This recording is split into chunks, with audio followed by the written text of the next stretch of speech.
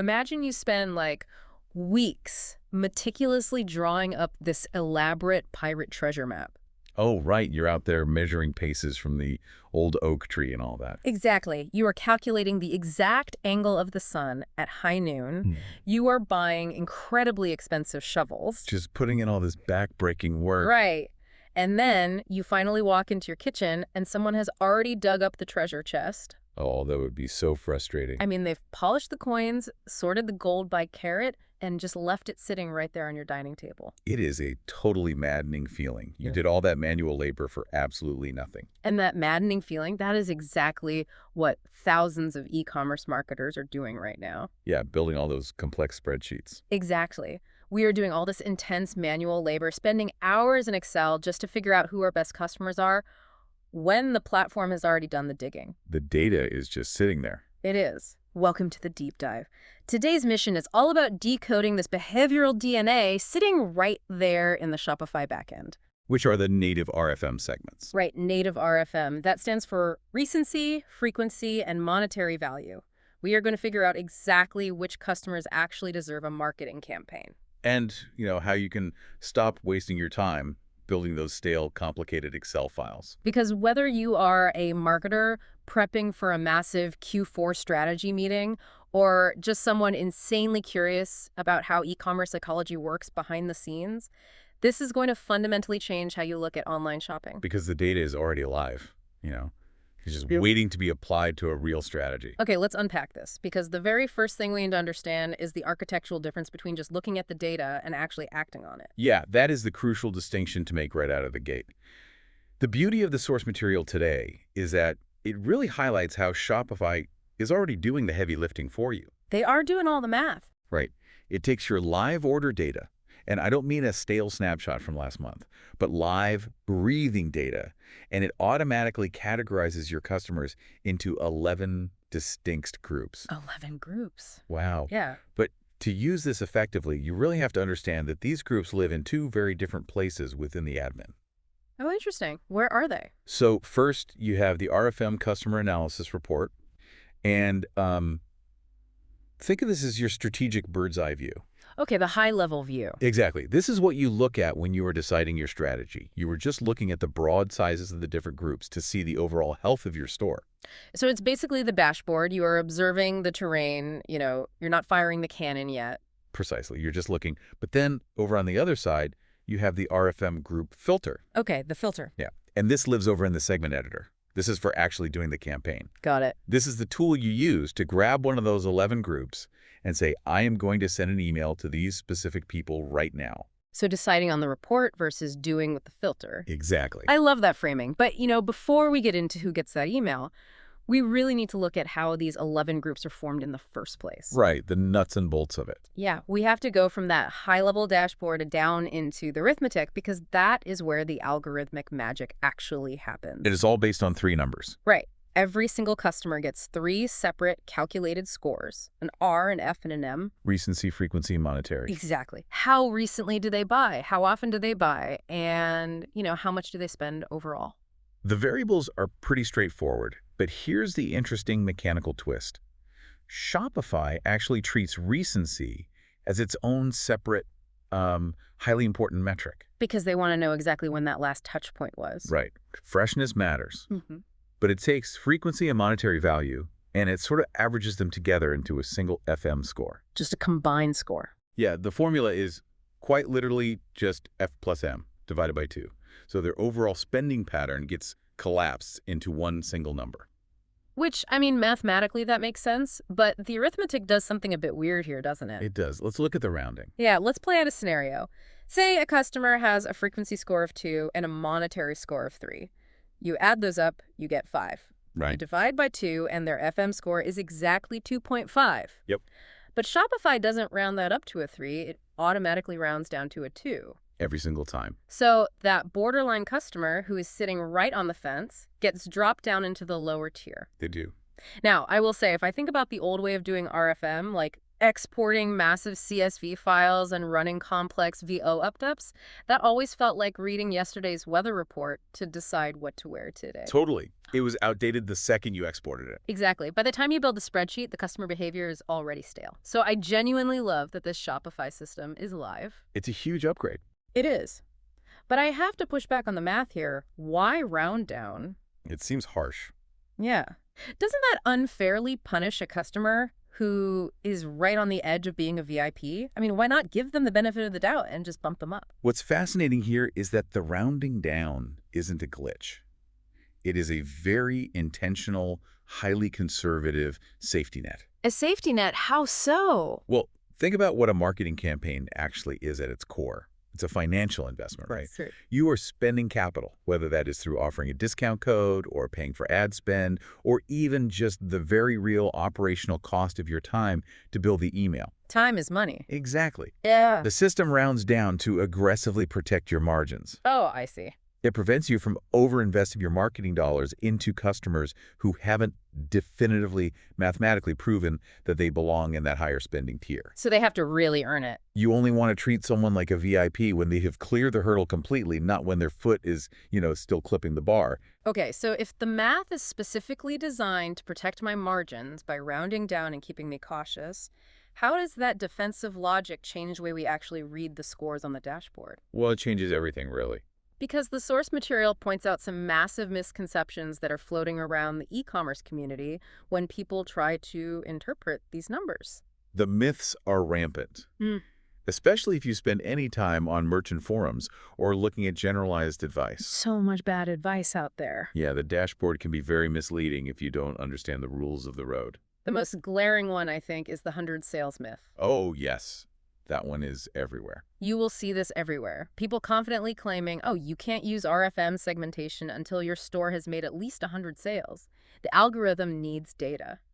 Right, but the source is explicitly clear on this. That is completely false. Totally fabricated. Yeah, the 100 sales rule applies to a totally different Shopify filter called the predicted spend tier. Oh, the predictive one. Exactly. That specific feature requires a minimum history to run its predictive models for the future. But for the basic RFM group looking at past behavior, there's absolutely no stated minimum. So I could have like 10 total sales and the RFM engine is already running in the background. Exactly right. Which leads right into the second major misconception. And this one is arguably far more dangerous to a brand strategy. Oh, really? What is it? It is the reality check regarding the score of 5. In the native RFM system, seeing a score of 5 simply means that a customer is in the top 20% of your specific store. Just my store. Right. It is completely relative to your own ecosystem. It is absolutely not an industry benchmark. Here's where it gets really interesting, though, because I have to challenge the utility of that. Okay, go for it. If my store just launched and I am barely making any sales, let's say I only have 5 customers, and 4 of them bought a basic pair of $10 socks. A very new store, yeah. Right. And then if the 5th customer buys a $12 pair of socks, they get a score of 5. My top-tier platinum-level champions are basically just the best of the worst. That's one way to look at it. Doesn't that make the label totally useless for a new store? I see your point, but it actually makes the label a ranking, not a final verdict on their global buying power. Just a ranking. And that is exactly the lens you have to use. You are entirely right that with a thin order history, a champion isn't necessarily a massive spender in the grand scheme of the broader e-commerce universe. Right. But they are the absolute best you have right now. For stores with thin histories, the absolute best strategy is to use the RFM report as a monthly pulse check. Not a trigger for a campaign. Right. Rather than an automatic trigger for an aggressive email sequence, don't immediately build out a massive campaign. Just watch the dashboard. What am I watching for? Watch to see if anyone simply moves out of the new group into an active tier.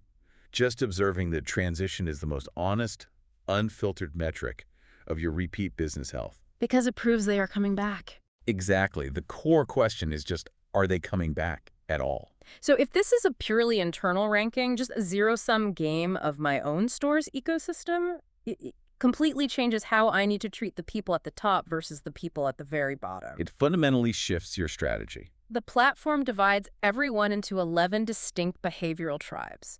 You've got champions, loyal, active, new, promising, needs attention, at risk, previously loyal, almost lost, dormant, and prospects. It is quite a wide spectrum of behavior, Yep. and because it's a relative ranking, the way you communicate with the top tribe needs to be fundamentally different from the bottom tribe, Let's start at the absolute top, the champions and the loyal customers. the best of the best. The core rule that the source lays out for these top-tier groups is simple but deeply counterintuitive.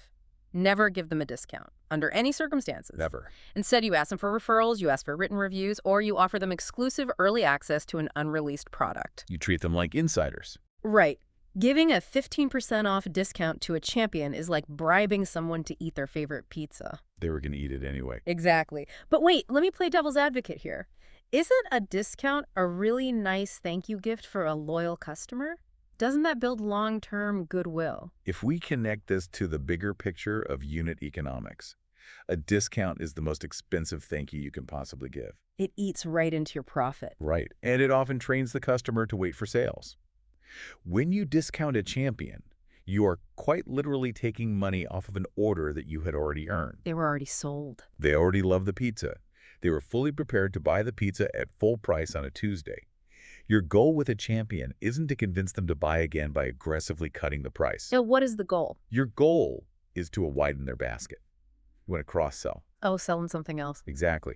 If they reliably buy your premium coffee beans every single month, you use your marketing to introduce them to the high-margin ceramic mug. You expand their behavior rather than subsidizing a behavior they already exhibit for free. Okay, so if I am protecting my margins at the top by refusing to discount the champions, I must need to protect my budget at the bottom of the barrel as well. You definitely do. The dormant and almost lost groups. The strategy outlined here is brutal, but completely necessary. It's just suppression. Right, suppression. You do not email them. You proactively suppress them from your marketing campaigns. Just cut them off. Yeah, sending emails to a dormant customer doesn't generate surprise revenue. It just inflates your total email list size. And that costs money. Exactly. Since your email provider charges you based on the size of your active list, it literally costs you cold, hard cash every month to be ignored by these people. It is entirely about knowing when to walk away from a bad investment. Yeah.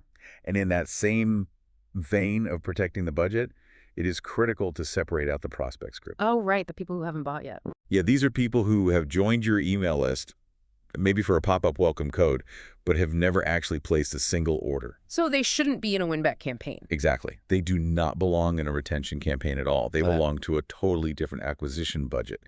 You cannot logically win back someone who never bought into your brand in the first place. That makes total sense. So we aren't subsidizing the champions, and we are actively ignoring the dormant list. That leaves a massive gap in the middle. The messy middle. Right. Where is the actual highest return on a campaign investment? Where is the real gold in this behavioral mine? The richest, highest converting campaigns you can possibly run are the win-backs. The win-backs. And within this specific RFM model, those are specifically the at-risk group and the previously loyal group. Okay, break those down. So the at-risk group has a very strong history of spending, but they've recently gone quiet. The previously loyal group has an exceptionally strong history, but again, their recency has plummeted. The source gives a great specific example of this, using a customer with an RFM score of 154. Let's actually bring that to life. Let's do it. Imagine a customer named Sarah. Sarah has a recency score of 1. That means she hasn't bought anything since maybe March? It's been a while. Right. But her frequency score is a 5. She used to buy from you almost every single week. Wow, okay. And her monetary score is a 4. She wasn't just buying cheap items, she was spending real money. So she was a major buyer. Exactly. That calculates out to an FM of 4.5. Shopify categorizes Sarah's exact profile as previously loyal. Which is such a tough group. That is the heartbreak metric. Sarah is someone who loved your brand, spent significant capital with you, and then just, drifted away to a competitor. And that is exactly why the messaging to Sarah has to be incredibly precise. We can't just send her a generic blast. No, absolutely not. We will get to exactly what to say to her in a moment, but we really shouldn't ignore the middle of the pack either. Oh, right, the other groups.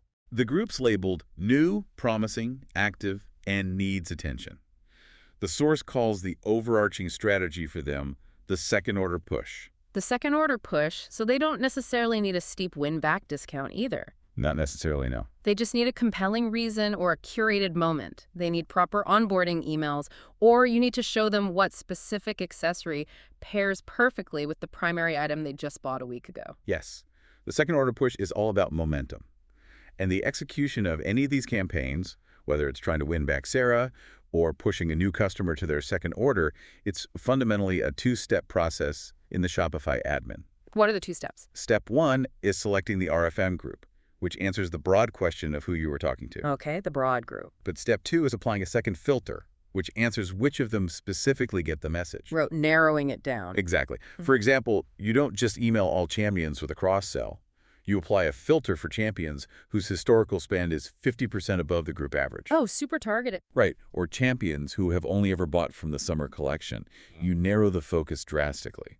So what does this all mean for the actual day-to-day workflow of a marketer? Because I can hear the pushback right now. What's the pushback? Hold on, isn't targeting an at-risk customer like Sarah just the exact same thing as setting up a standard abandoned cart email? You know, like, hey, you forgot something, come back and finish checking out. Oh, blurring those two concepts together is a massive strategic mistake. Why is that?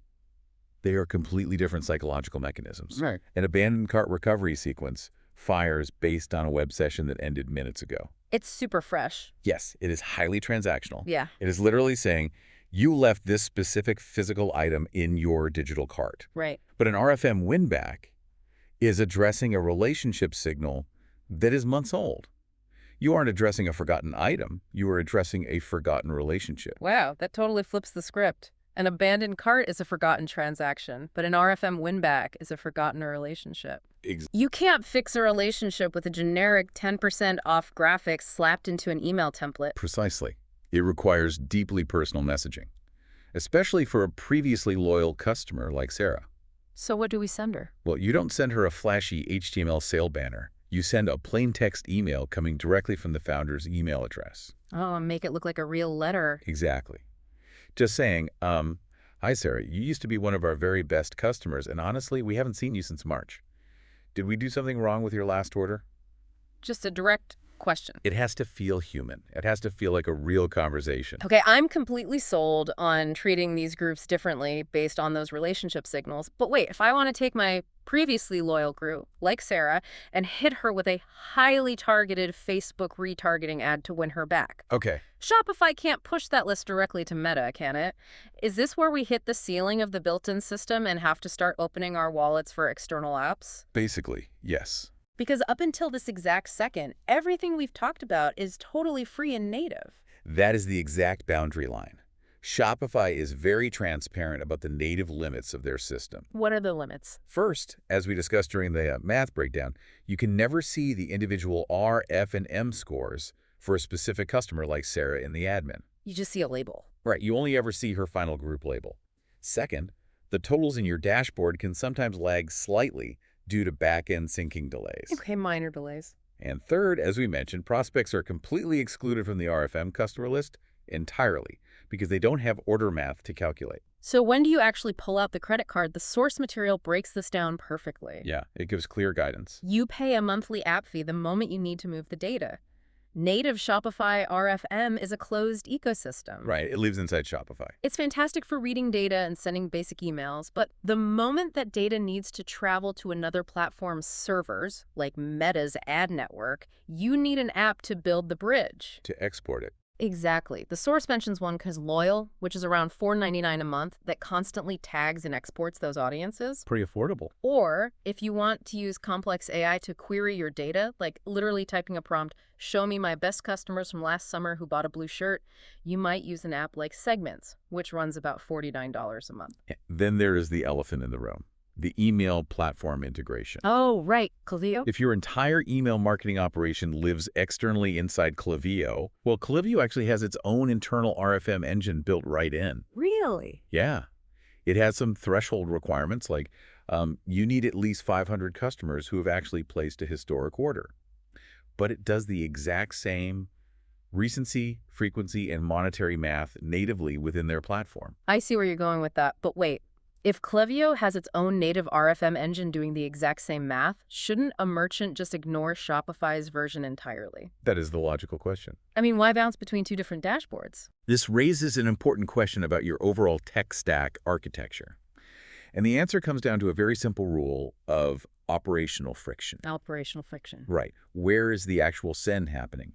The entire goal is to reduce the steps required to launch a campaign. Keep it simple. If you are designing and sending the email in Klaviyo, use Klaviyo's RFM tools to build the segment. Makes sense. If you are sending via Shopify email natively, use Shopify's native groups. You only ever pay for a tool or add a layer of complexity when the audience has to leave the admin to be activated. Got it. If the audience has to end up in a Facebook ad campaign, native Shopify won't cut it. But if you are just looking for internal strategy insights, do not pay an app subscription to tell you what Shopify will tell you for free. And for listeners who have an in-house developer, there is a brilliant way around those monthly app fees using the GraphQL admin API. Oh, the developer route. Yeah. Instead of manually clicking export or paying a third-party app to sync data, Shopify actually has an open digital doorway. By using the specific RFM group field and the READ customer scope, your developer can build a custom pipe. A direct connection. Right. That pipe can automatically stream a customer's champion status directly into your customer service software. Oh, that's incredibly useful. So the second they call in to complain about a late package, the support rep instantly sees that label on their screen and knows, oh, this is a top-tier buyer, treat them like absolute royalty. No delays, no guessing. Exactly. And doing it through that API doorway has zero monthly app fee. It is entirely about putting the behavioral data exactly where it's most useful, as seamlessly as possible. So to bring it all home, here's the ultimate practical takeaway for you listening right now. When you start your week, do not look at the dashboard and try to build a complex, multi-tiered campaign for all 11 groups. No, you will burn out immediately. You will exhaust yourself. Pick just one group. Start with at risk. Narrow it down with a second filter, like people who bought your flagship product, and write one highly targeted, highly personal, text-based message asking how they are doing. Keep it simple and human. And whatever you do, do not pay for a third-party app until that audience absolutely needs to leave the Shopify admin. It is about actually acting on the data, not just endlessly organizing it. But I do want to leave you with a final, slightly philosophical question to ponder about this entire algorithmic approach. Oh, okay. Let's hear it. If an algorithm perfectly categorizes your customers based entirely on their past behavior, how do you ever give them the organic opportunity to surprise you? Oh, wow. By perfectly, rigidly tailoring our marketing to exactly who they were 6 months ago, do we accidentally trap them in that tier forever? That is definitely something to chew on. Are we building a deeply customized brand experience, or are we just building a really comfortable data-driven box? You will have to think about that the next time you log into your admin and see those 11 tribes staring back at you. Because remember, you do not need to spend weeks drawing up a complex treasure map. The work is already done. The behavioral gold is already dug up, it's already sorted, and it is sitting right there waiting for you. You just have to decide how you want to spend it.